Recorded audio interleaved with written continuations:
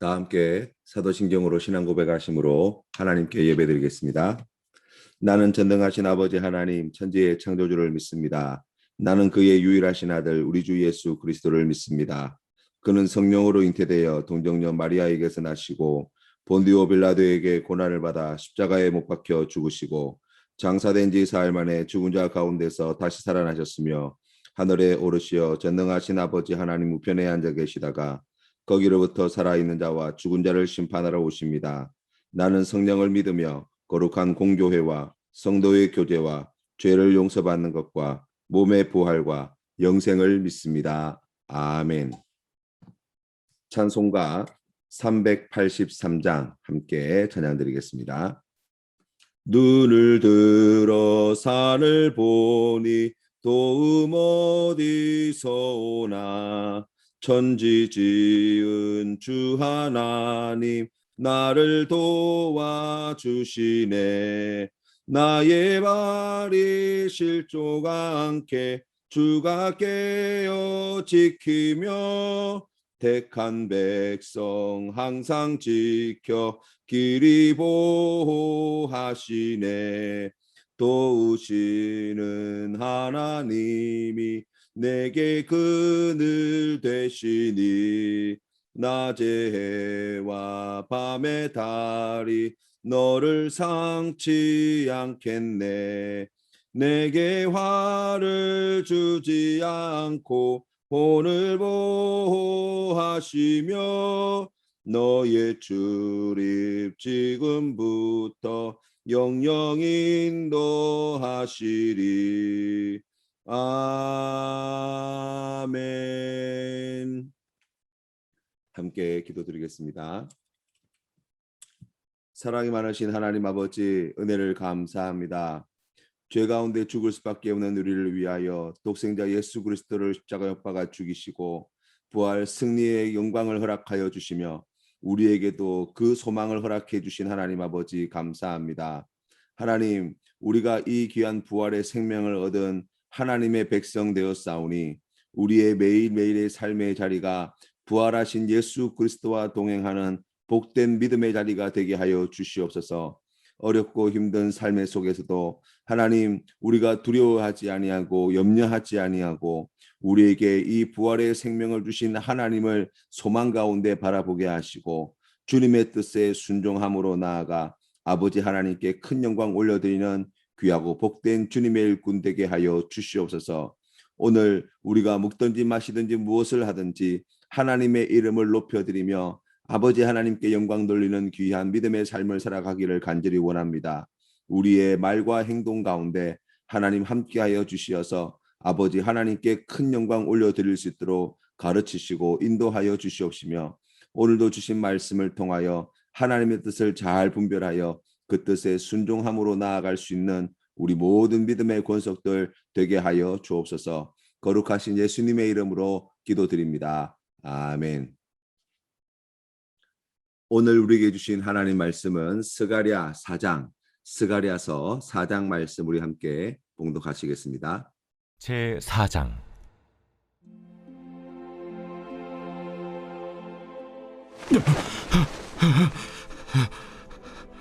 내게 말하던 천사가 다시 와서 나를 깨우니 마치 자는 사람이 잠에서 깨어난 것 같더라.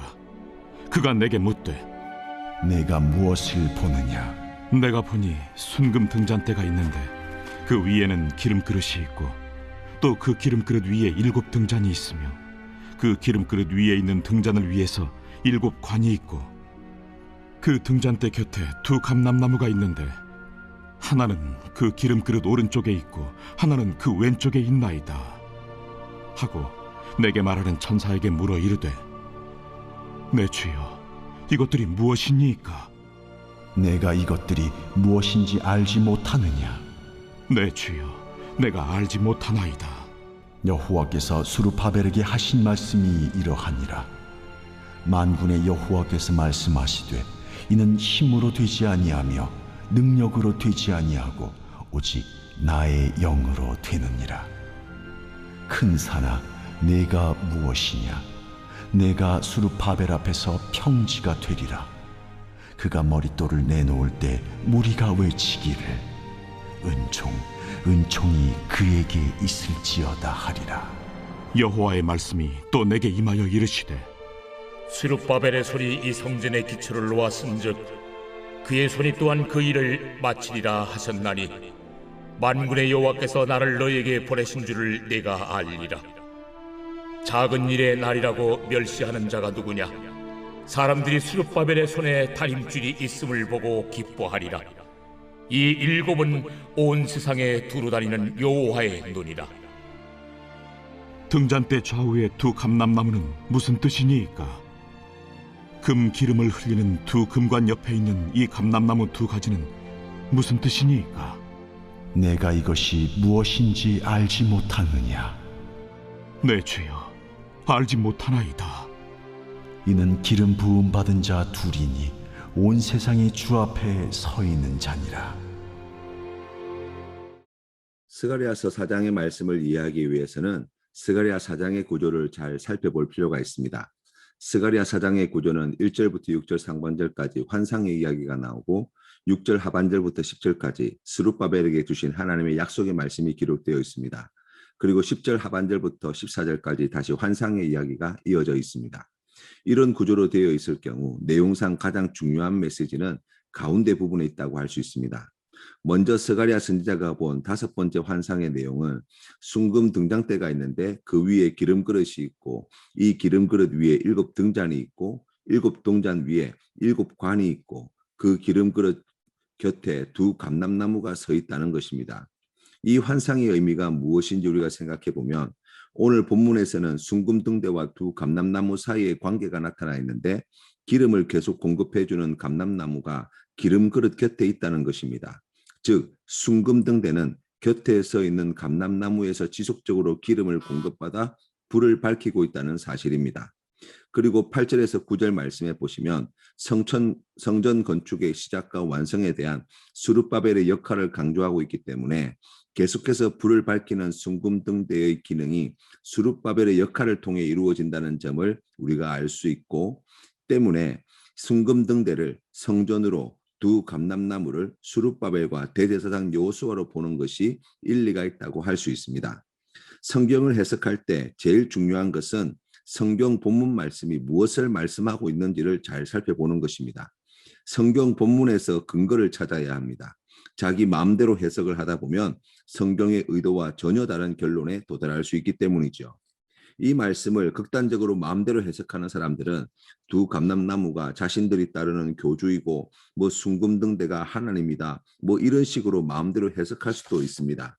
그렇기 때문에 온갖 상상력으로 동원해서 소설을 쓰는 것은 자기들 마음이지만 결코 성경이 말씀하고 있는 진리가 될 수 없다는 사실을 우리가 알아야 합니다. 불을 밝히는 순금 등대가 성전이라고 한다면 바벨론에서 돌아온 이스라엘 백성들에게 하나님의 은혜와 진리의 빛을 비추는 성전이 바로 세워지는 것이 이 백성들의 삶에 얼마나 큰 은혜이며 복이 되는지를 우리가 알 수 있습니다. 만약 이 백성에게 성전이 없다면 이 백성의 미래가 얼마나 어둡고 힘겨울지 우리가 충분히 알 수 있기 때문입니다. 그래서 하나님께서 성전을 지으라고 하시는 것이죠. 하나님 자신이 좋아하시는 것 하나, 백성들의 삶이 어렵고 힘들지만 이건 무슨 수가 있어도 먼저 해놓아라는 뜻이 아닙니다. 이 백성을 위해 성전이 없어서는 안 되고 이것이 필요하기 때문에 어렵고 힘들지만 이 성전을 끝까지 완공해내라고 독려하시는 것입니다. 오늘 우리에게 이 환상은 어떻게 적용할 수 있을까요? 하나님의 성전인 그리스도인과 그 성도들의 모임인 교회가 어떠해야 할지를 배울 수 있습니다. 바로 하나님이 기뻐하시는 교회와 성도의 모습은 세상에 복음의 빛을 발하고 사랑의 빛을 발하고 생명의 빛을 발하는 자들입니다.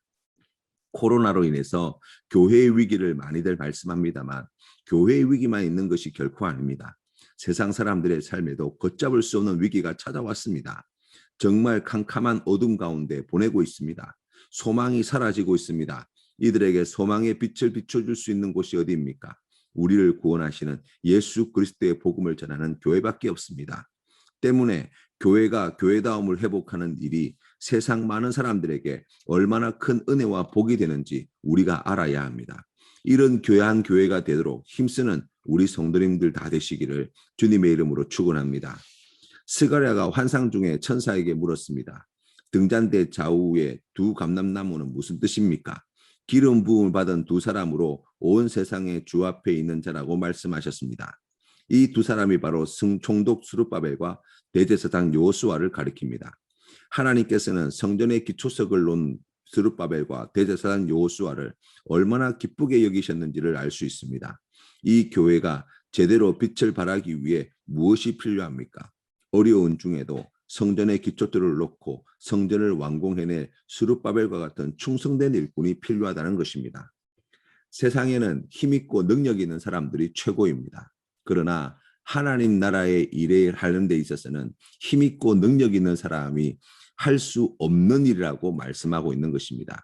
오히려 자기의 힘과 능력을 과신하는 사람은 하나님의 일을 엉망진창으로 만들어버리죠. 그래서 하나님의 일은 성령 충만한 사람, 바로 그 귀한 사람이 만들어내는 것이죠. 오늘 성경 말씀 6절과 7절 말씀에 그가 내게 대답하여 이르되 여호와께서 스룹바벨에게 하신 말씀이 이러하니라. 만군의 여호와께서 말씀하시되 이는 힘으로 되지 아니하며 능력으로 되지 아니하고 오직 나의 영으로 되느니라. 큰 산아 내가 무엇이냐? 내가 스룹바벨 앞에서 평지가 되리라. 그가 머릿돌을 내놓을 때에 무리가 외치기를 은총이 그에게 있을지어다 하리라 하셨고 아멘. 큰 산을 평지가 되게 하는 힘이 어디서 옵니까? 우리의 힘과 능력이 아니라 하나님에게서 나옵니다. 하나님이 하십니다. 큰 산을 평지로 만들 힘을 달라고 구하지 맙시다. 산을 옮겨 바다로 던질 능력을 달라고 구하지 맙시다. 하나님이 그 크신 능력을 다 가지고 계시고 그 놀라운 일들을 행하실 수 있도록 우리는 성령 충만한 사람이 되기를 기도하십시다. 하나님이 하신다는 그 사실을 믿어 의심치 않는 강한 믿음을 달라고 하나님께 구하십시다. 하나님이 말씀하시면 온전히 믿음으로 끝까지 순종할 수 있는 그러한 순종의 사람이 되게 해달라고 기도하십시다. 그래서 하나님의 능력과 지혜와 영광만이 드러나는 사람이 되게 해달라고 함께 기도하십시다. 하나님께서 성령의 충만함으로 반드시 응답해 주실 줄 믿습니다. 주님 가르치신 기도로 예배를 마치겠습니다. 하늘에 계신 우리 아버지, 아버지의 이름을 거룩하게 하시며 아버지의 나라가 오게 하시며 아버지의 뜻이 하늘에서와 같이 땅에서도 이루어지게 하소서. 오늘 우리에게 일용할 양식을 주시고 우리가 우리에게 잘못한 사람을 용서하여 준 것 같이 우리 죄를 용서하여 주시고 우리를 시험에 빠지지 않게 하시고 악에서 구하소서. 나라와 권능과 영광이 영원히 아버지의 것입니다. 아멘.